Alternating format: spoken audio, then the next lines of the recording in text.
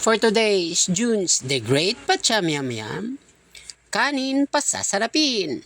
Paano nga balutuin ang kanin ala chow fan? Tara guys, samahan nyo na ako kung paano lutuin ang kanin ala chow fan. At ito ang mga simpleng ingredients, yung bagong sinaing na kanin, binating itlog, carrots, bell pepper, hotdog, sibuyas dahon, pechay, yung panggisang bawang at sibuyas, then hindi mawawala syempre ang mantika. Okay guys, simulan na natin, pachamyamyam tayo na. Una lang natin gawin ay ihalo natin yung binating itlog sa kanin.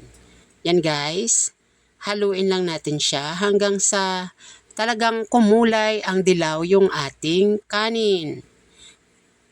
Then, on a pan, maglagay na tayo ng mantika. Then, pag mainit na ang mantika, pwede na ilagay ang sibuyas at bawang or una ang bawang bago ang sibuyas. Then, igisa na rin natin ang carrots. Ayan guys, haluin lang natin. Then, after malagay ng carrots, pwede na natin idagdag ang bell pepper at hotdog. Okay guys, hanguin lang natin.